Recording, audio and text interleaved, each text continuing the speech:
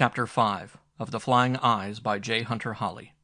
This LibriVox recording's in the public domain. Chapter 5. Kelly was at the house, doing her best to make the rooms cheerful. She had the drapes drawn and the lights on, creating a cozy world of cushions and carpets, but Link wasn't able to enjoy it. Wes relaxed in the big chair, Ichabod at his feet, a pipe in his mouth. Link roamed from living room to kitchen. Kelly was cooking dinner. The housekeeper hadn't returned after her departure on the day of the game. Kelly turned from the stove, eyeing Link, and there was something in her expression that made him realize she wasn't offering solace, but asking it. "You can help me cut up stuff for the salad, if you like." "Don't bother with anything fancy, Kel." "Don't be so melodramatic. There's no sense in going without food just because you're worried. And I like company. I've waited in this house, keeping busy simply because I had to, and now I'd like some friendly talk." She wanted lightness, gaiety, to counteract the bitterness and fear of the long days she had spent waiting. She wanted him to be a rock for her to cling to. A week ago he would have been anything in the world for her, but not tonight. He was too exhausted. "The things I have on my mind don't make me very gay conversation," he said. "Then go back to Wes. Let me cook in peace." He went to her, wanting the feel of her, the comfort of another human body close and safe with his. He put his arms around her, forcing her to stop the stirring motion, but she squirmed away. "For heaven's sake, Link, not now. What do you think I am?" "My girl, maybe?" She ignored his statement. "I'm not here to be mauled. I don't want to be mauled. Go pet Ichabod if that's what you want." He was too tired to play games. He spoke his mind. "Why do you keep coming around if you don't even want my touch on you? You're no prude, Kelly. Why don't you ever let me near? You've got to make up your mind someday." "Does it have to be today? You pick the worst imaginable times for your love-making. You have no sense of timing, no sense of delicacy. If you think I'll fly into your arms just because I'm frightened, you're dead wrong. I might need comfort, but not that kind." He left the kitchen before he said anything more, and made a worse shambles than there already was between them. Wes was staring into the flames of the fireplace, deep in his own thoughts. From the look of him, no one would guess that just hours before he had been on a bloody field fighting horror. "You sit there like nothing had happened," Link complained. "How do you manage it?" "Maybe it's because I know what to put on my conscience and what to toss away." "And what is that supposed to mean?" "You're letting this morning's fiasco eat you up. You have to put it out of your mind. Forget it, and start fresh." "I know that." Link rubbed his head as though the physical action could clear away the muddle from his mind. "But those boys... I told Iverson they were too young." His voice was rising, repeating the anger he had thrust at Collins. "Almost none of them came back. Do you realize that? 2 dead of gunshot wounds and 15 taken away by the eyes. I didn't go with the eyes. You didn't go. But those boys did. And they're all lost because, as Collins said, I picked the simplest solution I could find and rushed into it without weighing the consequences." "Don't heap yourself high with blame, Link. It doesn't belong on you. You fought your guts out this morning. You were the last to leave the field." "But how can I reconcile—" "I've made some cocktails," Kelly said from the door. "I want everybody to drink deep and liven up." She handed the glass around, and Link gulped his down. "Ichabod is great company," she was saying to Wes. "Now I know why you talk to him all the time. He does answer in his own way. I may steal him and take him home with me." "Nope," Wes smiled. "A man's woman and his dog are sacred to him. They're untouchable." "The dog part, anyway," she answered. Her eyes sparkled brightly, perhaps too brightly to be genuine, and certainly too brightly for Link to stomach. "If you had a woman," she asked Wes, "would she actually mean that much to you? Would she be untouchable?" "In theory, yes. I can't say in practice because I've never had a woman." "Don't I know it?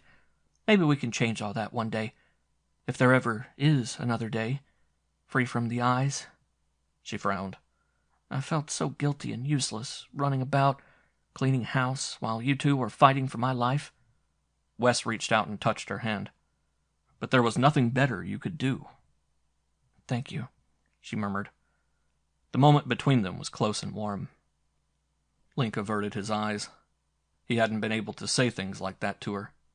Wes always knew the right words, and he took advantage of the fact. Then Kelly's dark gaze was on him. "Link just sits here like a gloomy bear. He won't even talk to us." "If my company is that dampening, I'll remove it." Link stood. For heaven's sake, don't go stiff on us, Wes told him. Kelly was only trying to tease you out of the mood. I guess I just don't understand teasing at a time like this, he answered nastily. Wes withdrew his hand from Kelly's grasp, and his face was full of the kindness he always offered. If you've got things on your mind, friend, talk about them. Let us listen and help. Yes, talk if you must. Kelly was watching him, too. I thought this was just one of your moods. I didn't realize you were really troubled. He wanted to accept her offer, to make use of her sudden concern, but he threw it aside because he didn't know how to use it. There's nothing to talk about. I'm going to make a sandwich and then I'm going to bed. You two have fun. He left the room, torn within himself. On the one hand, he had done what he knew Kelly wanted, but on the other, he had thrown them together again. He always threw them together. Wes spent more time with Kelly than he did. Wes might say that it was time he didn't want, but he never refused it. As he sliced the meat, he could hear them in the living room, their voices low, talking and laughing. And piled on top of the other great failures of the day, this one exploded all out of proportion until he finally found a scapegoat for his anger and disappointment. Wes, the professed friend who took every opportunity to stab him in the back, and in the exact spot where he knew it would hurt most. It was dark outside, 10 o'clock dark, when a knock sounded on his bedroom door. He raised up from the pillow where he hadn't found even the piece of a nap and called, "Come in." It was Wes. "Has Kelly gone home?" Link asked. "No, she is going to stay the night, in the housekeeper's room. She's too frightened to go home. People have gone crazy, Link. They're looting private homes now, and a girl isn't safe alone." "Are you sure she's safe here?" Wes glanced up quickly, estimating the meaning behind the words. "You two were laughing it up pretty heavy down there, with her staying in the house." "Now, just wait a minute." Wes's face was red. Just because I nothing. You hand me a long line about not caring a damn for Kelly, but you latch on to her quick enough whenever you get the chance. She wanted comfort, and you refused to give it, so I did. One human being to another, no more. You must be a saint. Do you know that? You're so full of compassion and philosophy. You must be a saint. Wes sighed. A minute ago I was a heel, and now I'm a saint. Make up your mind, Link. Which is it? Time will tell that. Meanwhile, I think I'll sleep downstairs, where I can keep an eye on her door. Wes's hands were clenched, and the same fighting look Link had seen in him this morning stared back at him now. I'd like to knock your head off, Wes growled. I've taken a lot from you. Making excuses, trying to find something in you to like. But I guess I was wrong. Collins and the men at the lab have you pegged. You're an egotist, an overbearing, swaggering egotist, so sure of yourself and your own cockeyed judgments that you stink. Your trouble is you don't know how to accept a friend. I thought last night maybe you had learned, but you only made it sound good. When it comes down to it, you're still alone, and want it that way. Link's own hands were clenching into fists. He wanted to make physical contact. It seemed a certain, sure relief. Wes backed off 2 steps. I'm not going to fight with you. It's not worth it. Not over this accusation. You'd win anyway. I'm no match for you physically. But if you measure by heart or decency, then friend, you fall so short it's pitiful. And all because of that woman. She'll ruin you yet, Link. She's got you by the tail, and she'll turn you inside out if you're not careful. He strode from the room and slammed the door behind him. Link sat on the edge of the bed, his fists still clenched in unvented anger. He threw himself across the bed. The hell with Wes and Kelly. The eyes were more important. He had been wrong this morning, dead wrong, and the realization threw him. He felt unsure of himself, and he had to remedy that. Unless he was competent in his work, nothing would ever matter again. He'd find a way to destroy the eyes yet. He'd find a way to redeem himself. 2 days passed. The National Guard moved in and was beginning to contain the town, but the eyes remained. Link spent the days mostly alone, wrapped in depression. Kelly was gone, and the atmosphere in the house was strained, constantly edging on a near fight between the 2 men. On the 3rd morning, the dim ringing of the phone brought Link out of a fitful sleep, and he dressed and went down to the kitchen. Wes was there drinking coffee. Was that the phone? Link asked. It was, Wes answered. Iverson with the latest news. Wes's short tone sent Link to the stove, where he plopped some oleo into a frying pan and dumped in 2 eggs. Wes knew what he wanted. He could volunteer the information.